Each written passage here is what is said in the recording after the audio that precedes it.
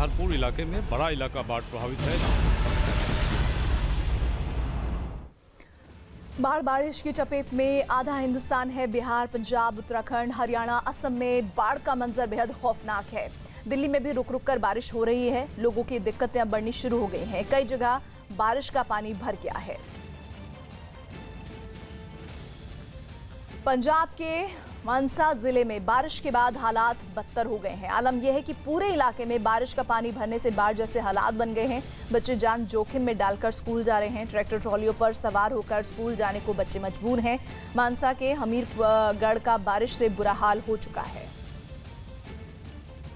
पंजाब में भारी बारिश की वजह से लोग किस तरह से अपना जीवन बिता रहे हैं वो आपको दिखाने और समझाने के लिए ये तस्वीर देखना बहुत जरूरी है। ये पंजाब के मानसा का हमीरगढ़ ढेपे गांव है और यहाँ पर आप देखिए स्कूल के जो बच्चे हैं उनको अपने स्कूल तक आने के लिए कितनी मशक्कत करनी पड़ रही है। 2 से 3 फीट यहाँ पर पानी भरा है और इस पानी में इस तरह से जो फिटर मोटर लगाकर गाड़ियाँ बनाई गई हैं, ट्रैक्टर ट्रॉलियाँ हैं, उनकी मदद से इन बच्चों को स्कूल में लाया और छोड़ा जाता है। काफ़ी ज़्यादा परेशानी है बच्चों के लिए, लेकिन बच्चों के साथ जो गांव के लोग हैं वो हिम्मत कर रहे हैं, मेहनत कर रहे हैं और लगातार आप देखिए, मैं चारों तरफ आपको दिखाना चाहूँगा स्कूल के बिल्कुल फ्रंट गेट पर किस कदर पानी भरा हुआ है। आप देखिए इस पानी में बच्चे आए तो आए किस तरह है और सामने हाईवे है, हाईवे से भी लगातार जो पानी है वो स्कूल में पहुँच रहा है। ऐसे में जो गाड़ियाँ हैं प्राइवेट वो किसी तरह से स्कूल में बच्चों को लाने छोड़ने के लिए मशक्कत कर रही हैं। मैं इस वक्त जिस गाड़ी पर बैठा हूं इसे देसी भाषा में जुगाड़ कहा जाता है। एक फिटर मोटर लगाकर ये गाड़ी बनाई जाती है और गांव में लोग अपने कामकाज करने के लिए इस तरह की गाड़ियों का इस्तेमाल करते हैं, लेकिन इस भारी बारिश में इस तरह की गाड़ियों का इस्तेमाल किया जा रहा है। आप मुझे बताओ कैसे आ रहे हो स्कूल आप लोग? हम फिटर रेडे से आ रहे हैं। हम रोज गाड़ी और ट्राली ट्रैक्टर से आते हैं और फिटर रेडे से भी आते हैं। तो इस तरह की गाड़ियों और ट्रैक्टर ट्रॉलियों से आ रहे हैं, आपको कितनी परेशानी हो रही है? इतने पानी में से कैसे निकल कर आते हो आप? बहुत परेशानी होती है कि असं चप्पड़ा ला के हमने सुने। रोज ऐसे ही आते हो स्कूल? हाँ ये रोज ही आते हैं हम। ते बहुत परेशानी होती है जी सानू, ते बहुत डर लगता जी। ते ट्रैक्टर ट्रॉलियों से भी आते हो? ट्रैक्टर ट्रालियाँ से हम गुरुद्वारे से चढ़ जाते हैं तो हमें स्कूल में छड़ इन गाड़ियों में लेके आते हैं गुरुद्वारे? हाँ गाड़ियों से गुरुद्वारे से ले। आप रोजाना ऐसे ही लाते हो जी बच्चों को? ऐसे रहते हैं, बच्चे को बहुत परेशानी होती है। थोड़ी सी बरखा हो जाती है तो स्कूल में पानी बढ़ जाता है। बच्चे को हम इतने सब्जी देने आते हैं, लेके भी आते हैं और छोड़ के भी आते हैं। तो ये जो गाड़ी है स्कूल में सब्जी देने के लिए आती है, लेकिन बच्चों को भी लाने छोड़ने का काम यही गाड़ी कर रही है। और आप देखिए बच्चे किस तरह से जान अपनी हथेली पर रखकर इतने पानी में से इस गाड़ी पर सवार होकर गुजरते हैं। आप देखिए जहाँ पे गाड़ी निकल रही है वहाँ पर 2 से 3 फीट पानी है। मैं जहाँ पर बैठा हूँ आप देख सकते हैं कि अगर कोई बच्चा एकदम से नीचे गिर जाए तो उसकी किताबें, कॉपियाँ, बैग और इस तरह से गाड़ी देखिए फंस भी जाती है। अब ये गाड़ी आगे बढ़ाने के लिए काफ़ी मशक्कत करनी पड़ रही है क्योंकि ये गाड़ी पानी में से निकालना खतरनाक है और काफ़ी दिक्कत भी लोगों को सामने आ जाती है। इस तरह से पानी में गाड़ी फंस जाती है और बच्चों को फिर पीछे शिफ्ट करना पड़ता है। तो ये हालात इस वक्त पंजाब में बने हुए हैं। इस तस्वीर से आप अंदाज़ा लगा सकते हैं कि सरकारी सिस्टम पूरी तरह से फेल है, पानी की निकासी नहीं हो पा रही और लोग अपनी जान हथेली पर रखकर बारिश का सामना करने के लिए मजबूर हो रहे हैं। पंजाब के मानसा से कैमरामैन चमन के साथ मोहित मल्होत्रा, न्यूज़ 18 इंडिया। मानसा के हमीरगढ़ की एक और तस्वीर आपको दिखा रहे हैं जहां बारिश के बाद अस्पताल में पानी भर गया है, जिससे मरीजों को इलाज के लिए काफी परेशानियों का सामना करना पड़ रहा है। पंजाब में भारी बारिश की वजह से अलग अलग गांवों में पानी भर चुका है। ऐसे में अगर किसी को कोई मजबूरी हो जाए, बीमार हो जाए और किसी को सरकारी डिस्पेंसरी में जाना है तो इसी तरह से जाना होगा जैसे फ़िलहाल मैं यहाँ से गुजर रहा हूँ। मेरे साथ ये तमाम जो हमीरगढ़ है मानसा इलाके में वहाँ के लोग हैं और सामने सरकारी डिस्पेंसरी है। वहाँ तक अगर जाना हो किसी को तो यहाँ पर आप देखिए पानी लगातार बढ़ता ही जा रहा है। मैं जहाँ खड़ा हूँ अभी 2 फीट तक पानी हो चुका है लगातार। ये हाईवे से सटा हुआ इलाका है, लेकिन देखिए बारिश के पानी ने क्या कहर बरपाया। सामने हालांकि सरकारी डिस्पेंसरी में पानी ना घुसे उसके लिए यहाँ पर एक बांध बनाया गया था मिट्टी का, लेकिन वो भी कारगर साबित नहीं हो रहा है। तो आप एक अच्छी बात यह है कि सरकारी डिस्पेंसरी में स्टाफ मौजूद है, लेकिन यहाँ तक आना ही अपने आप में काफ़ी मशक्क़त है। अगर कोई पेशेंट ऐसा है जो कि चल नहीं सकता ठीक से तो आप देखिए इतने पानी में से होकर उसको गुजरना पड़ेगा। तो आप समझ सकते हैं किस तरह की स्थिति पंजाब में भी बनी हुई है। लोग अब भगवान से दुआ कर रहे हैं कि आगे बारिश ना हो, क्योंकि अगर बारिश पड़ती है तो पंजाब में बाढ़ जैसे जो हालात बने हुए हैं उसमें स्थिति और भी ख़राब हो सकती है और बाढ़ आने का खतरा भी बढ़ सकता है। तो पंजाब के भटिंडा, पटियाला, संगरूर, मानसा इन तमाम इलाकों में जो भारी बारिश हुई है उसका असर आप देखिए कि हाईवे से लेकर जो आसपास के गांव हैं वो सब जलमग्न हो चुके हैं और अंदर सरकारी डिस्पेंसरी तो चल रही है लेकिन यहाँ तक आए कैसे, इतने पानी में से होकर आप समझिए कि किस तरह से लोग चलकर आएंगे। नीचे जो सड़क है उसके ऊपर मिट्टी भी है, तो ऐसे में लोगों को काफ़ी कड़ी मशक्कत करनी पड़ रही है। अगर कोई बीमार पड़ जाए तो उसको सरकारी डिस्पेंसरी तक लाना भी काफ़ी मुश्किल हो रहा है। बिहार में बाढ़ का सितम लगातार जारी है। बाढ़ की वजह से राज्य में 96 लोगों की मौत हो गई है जबकि 26 लाख लोगों के प्रभावित होने का अनुमान है। यह हालात तब है जब बाढ़ ने अभी 16 जिलों में ही पैर पसारे हैं। दरभंगा के कई इलाकों में बाढ़ ने लोगों की मुसीबतें बढ़ा दी हैं। कमला बलान नदी उफान पर है जिसकी वजह से कई इलाकों में बाढ़ आ गई है। गांव में फंसे लोगों को नाव की मदद से सुरक्षित बाहर निकाला जा रहा है। प्रशासन बाढ़ ग्रस्त इलाकों में नजर बनाए हुए हैं। दरभंगा में बाढ़ से अब तक 5 की मौत की खबर है। बिहार के कटिहार में भी बाढ़ ने हाहाकार मचाया हुआ है। बारिश के बाद इलाके की नदियों में पानी का बहाव तेज है जिसकी वजह से डंडखोरा इलाके में सड़क टूट गई है। सड़क टूटने की वजह से मुख्यालय में कदवा का सड़क संपर्क टूट गया है। सड़क टूटने के बाद पूरा इलाका टापू में तब्दील हो गया है। ये आहट है उस तबाही की जो सब कुछ तबाह करने के लिए बेताब है। आप देख रहे हैं ये कटिहार SH 98 का इलाका है जो बारसोई अनुमंडल को कटिहार मुख्यालय से जोड़ता है। पानी का शोर, पानी का बहाव ये बता रहा है कि दहशत कितनी बड़ी हो सकती है। अगर ये सड़क कट जाता है तो जिला मुख्यालय से कटिहार की संपर्क पूरी तरह ध्वस्त हो जाएगा जिससे एक बड़ी संख्या में आबादी उस इलाके में कैद हो जाएगी। सुब्रत, न्यूज़ 18 कटिहार। बिहार के मधुबनी में कमला नदी का जलस्तर बढ़ने से तटबंध टूट गए हैं जिससे कई गांवों में पानी भर गया है। लोगों को सुरक्षित जगहों पर शरण लेनी पड़ रही है। मधुबनी में बाढ़ से अब तक 11 लोगों की मौत भी हो चुकी है। मधुबनी के झंझारपुर इलाके में कमला बलान नदी के तटबंध के 3 जगह टूटने से जो तबाही मची है उसका मंजर आप देखिए। किस प्रकार सबसे अधिक जो प्रभावित हुए हैं वो गरीबी रेखा से नीचे रहने वाले लोग जो कच्चे मकान में रहते हैं वो इस तबाही के मंजर को अब झेल रहे हैं। पानी धीरे धीरे घट रहा है लेकिन जो तबाही का मंजर है सैलाब ने पूरी तरह गरीबों को जो उनका आशियाना है वो छीन लिया है। जो सरकारी आंकड़े मिल रहे हैं प्रशासन की ओर से, जो एक अनुमान लगाया जा रहा है उसके मुताबिक 5000 से अधिक जो कच्चे मकान हैं इसी प्रकार क्षतिग्रस्त हुए हैं। इन्हें तत्काल राहत की आवश्यकता है लेकिन लोग अब भी जद्दोजहद कर रहे हैं। जो ऊंचे स्थानों पर शरण लिए थे वो अब घर आ रहे हैं लेकिन घर का जो आलम है वो पूरी तरह उनका आशियाना छीना है और ऐसे में जो रोज़ की जो जद्दोजहद है वो अब शुरू हुई है। इन्हें तत्काल प्रशासन और सरकार के मदद की दरकार है लेकिन अब तक इन पीड़ितों के बीच इस प्रकार की कोई ठोस ना तो योजना आई है ना ही इन्हें कोई भरोसा दिलाया गया है। लेकिन तत्काल इन जो खास करके जिनका कच्चा मकान गिरा है या फिर जो पक्के मकान क्षतिग्रस्त हुए हैं तटबंध टूटने की वजह से, इनके लिए सरकार को कोई घोषणा करनी चाहिए और तत्काल प्रशासन को मदद के लिए इन परिवारों के बीच भी आना बेहद ज़रूरी है। कैमरामैन संजीव के साथ प्रवीण ठाकुर, न्यूज़ 18 अंधराठारी, मधुबनी। महाराजगंज के बीजेपी सांसद जनार्दन सिंह सिग्रीवाल ने बिहार में आए बाढ़ पर दावा किया है कि राज्य के 15 जिलों में 25 से 30 लाख लोग प्रभावित हुए हैं। राहत का काम भी जारी है। लेकिन हर साल बाढ़ जो है आती है लेकिन हर साल जो इंतजाम नाकाफी होता है, इसके लिए जिम्मेदार कौन है?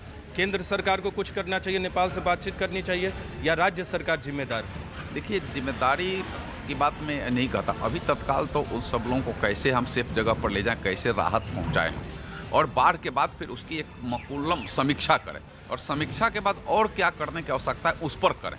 हमें लगता है कि राज्य की सरकार और केंद्र की सरकार संवेदनशील है और संवेदना है कि एक एक जनता, एक एक के बाढ़ पीड़ित लोग, त्रासदी में फंसे लोग, कोई फंसे ना और किसी को उसका माने नुकसान न हो। लेकिन मैंने पहले ही कहा कि आपदा है, विपदा है, आपदा विपदा आती है तो कुछ क्षति कर ही जाती है। लेकिन आगे समीक्षा का सवाल निश्चित रूप से उठता है कि मुकम्मल समीक्षा कर करके और आगे फिर ऐसा न हो, इस पर फिर विचार किया जा सकता है और इसके लिए एक उच्च स्तरीय टीम गठित कर करके और उस पर एक विशेष समीक्षा कर करके आगे के लिए हम सब निश्चित रूप से प्रयास करते हैं। बिहार के खगड़िया की तस्वीर देख रहे हैं, जहां गांव बाढ़ की चपेट में है। इलाके में बागमती नदी ने कोहराम मचाया हुआ है, जिसकी वजह से बाढ़ आ गई है। गांव को बाढ़ के पानी ने चारों तरफ से घेर लिया है। बाढ़ ने गांव के लोगों की परेशानी बढ़ाई हुई है। इलाके का संपर्क शहर से कट चुका है। लोगों के पास मौजूद खाना पीने का सामान बर्बाद हो चुका है। लोग प्रशासन से नाव मुहैया कराने की मांग कर रहे हैं, लेकिन अभी तक लोगों को नाव की सुविधा नहीं मिली है। बिहार के छपरा की ये तस्वीर, सरयू नदी में पानी तेजी से बढ़ने लगा है। नदी में पानी के बहाव में नदी किनारे तेजी से जो कटान हो रहा है वो और ज्यादा मुश्किलें पैदा कर सकता है। पिछले 3 दिनों से कटाव तेज हो गया है। नदी में बढ़े पानी के बहाव की वजह से इलाके के लोग डरे हुए हैं। सूचना मिलने के बाद सदर एसडीओ ने कटाव का जायजा लेकर अधिकारियों को निगरानी के आदेश दिए हैं।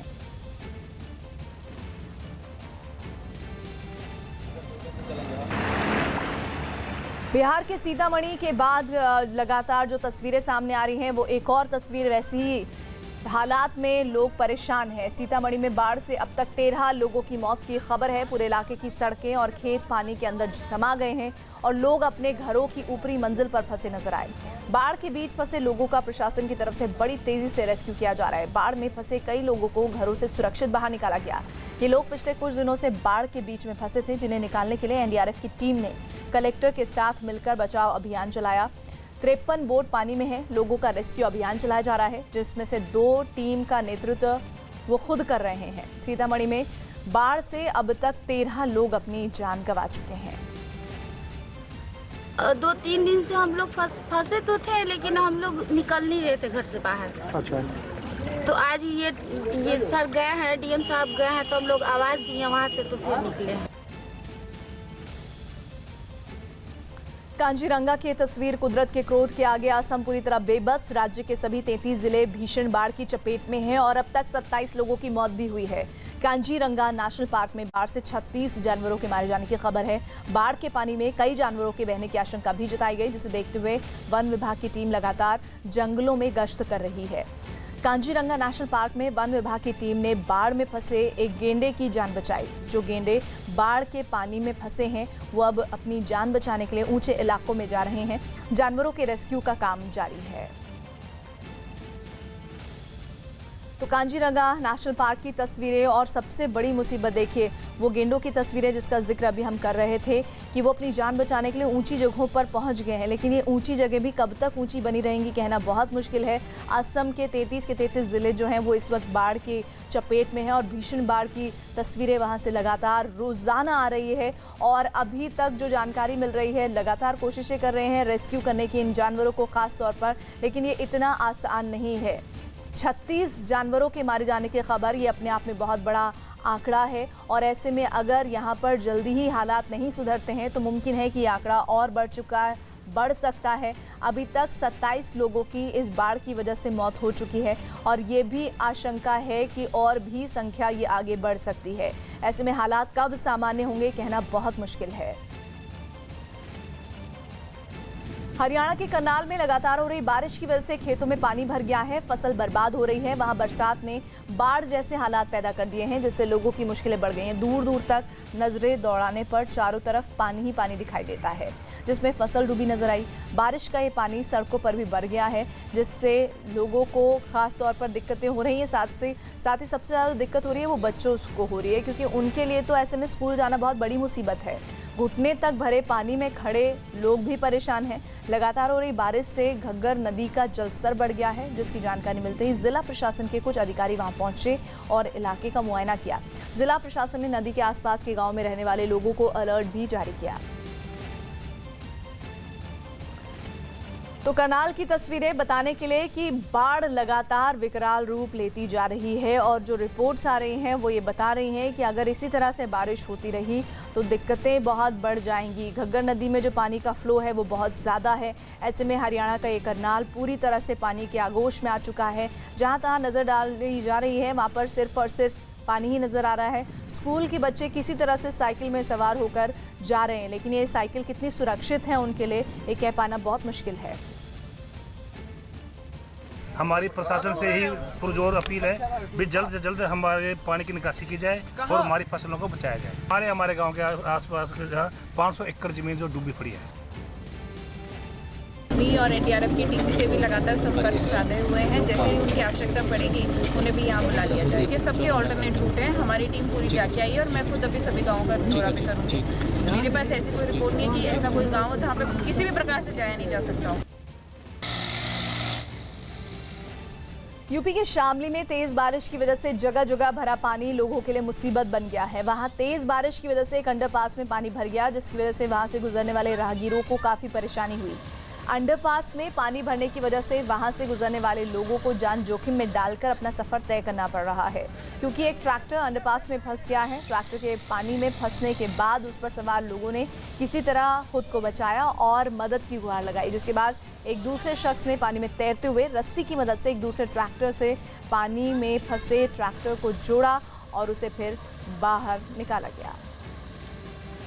तो देखिए ये ट्रैक्टर और वहाँ पे फंसे हुए आदमी का रेस्क्यू किस तरह से किया गया। ये शामली की तस्वीरें जहाँ अंडरपास में पानी भर गया है और इस अंडरपास में ये ट्रैक्टर फंस गया, फिर दूसरे ट्रैक्टर को बुलाया गया और रेस्क्यू किया गया। ये इतना आसान नहीं है, क्योंकि कुछ भी किसी भी वक्त हादसा होने की संभावना है। मुमकिन है कि अगर कोई अनजान व्यक्ति हो, तेज़ी से इसमें दाखिल हो, तो वहाँ मौजूद ट्रैक्टर को भी नुकसान हो सकता था। हालांकि रात की बात यह है कि रेस्क्यू समय रहते कर लिया गया, लेकिन इस तरह की जो तस्वीरें हैं वो पूर्वी उत्तर प्रदेश में इन दिनों आम है। बहुत ज़्यादा बारिश के बाद हालात बहुत ख़राब है। पिछले दिनों इस तरह की भी खबर आई थी कि एक हाई टेंशन वायर एक स्कूल पर गिर गई और चूंकि वहाँ नमी थी तो पूरे स्कूल में करंट फैल गया था। तो ये तस्वीर बता रही है कि सिर्फ और सिर्फ असम, महाराष्ट्र और अगर हम बात करें ख़ास तौर पर उन इलाकों की, पश्चिम बंगाल की बात करें तो माफ़ कीजिएगा, पश्चिम बंगाल नहीं, जैसा मैं बता रही हूँ, असम की बात की जाए, महाराष्ट्र की बात की जाए और बिहार की बात की जाए और नेपाल से सटे हुए यूपी के हिस्सों की बात की जाए, वहाँ पर चिंताजनक हालात बने हुए हैं। और ये चिंताजनक हालात कब सुधरेंगे, इसकी कोई तारीख या मियाद नहीं दिख रही है।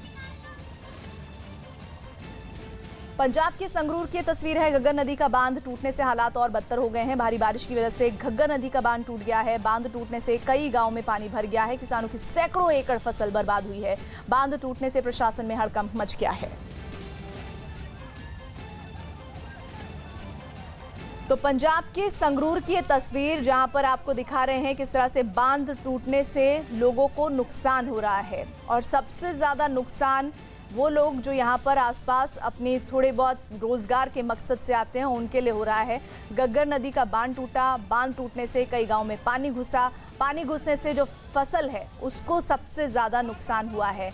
किसानों के लिए जीवन यापन का जरिया ये फसल जो बर्बाद हो रही है इस बारिश की वजह से, और ऐसे में उनके पास अब विकल्प भी कुछ नहीं है सिर्फ पछताने के, क्योंकि अगर इंतज़ाम किया जाता है इस पानी को संचय करने का या फिर इसका वैकल्पिक बंदोबस्त किया जाता, दूसरी तरफ इसका मुंह मोड़ने की कवायद की जाती ताकि ये नदियां ऐसी नदियों से जुड़ें जो आगे जाकर दूसरे सूखाग्रस्त राज्यों में जाएं, तब शायद हालात बेहतर हो सकते थे। लेकिन इसके लिए एक बड़ा मैनेजमेंट चाहिए था जो समय रहते नहीं किया गया है और अब नतीजा ये है कि ये बाढ़ विकराल रूप लेती जा रही है।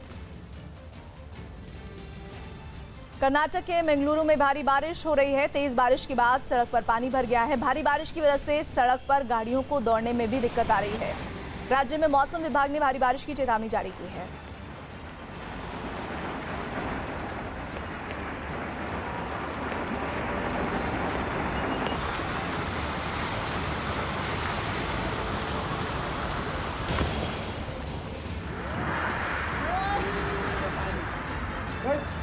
बाढ़ बारिश का प्रकोप सिर्फ हिंदुस्तान ही नहीं बल्कि उससे सटे देश भी झेल रहे हैं। पाकिस्तान, चीन और नेपाल, इनकी तस्वीर बाढ़ से बर्बादी की है।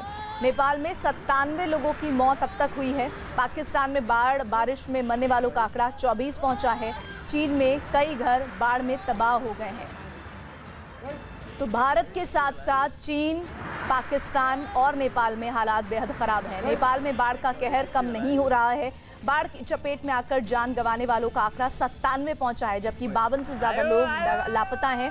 नदियों का पानी तेजी से शहरों में दाखिल हो रहा है। पानी की रफ्तार इतनी तेज है कि सड़कें पानी के साथ बहती दिख रही हैं। नेपाल के ललितपुर में म्याग्दी नदी उफान पर है, जिसकी वजह से नदी किनारे पहाड़ टूटकर गिरने लगे हैं। तो ललितपुर नेपाल की ये तस्वीरें हैं और देखिए किस तरह से जो पहाड़ का हिस्सा है वो उफनती नदी में गिरा है।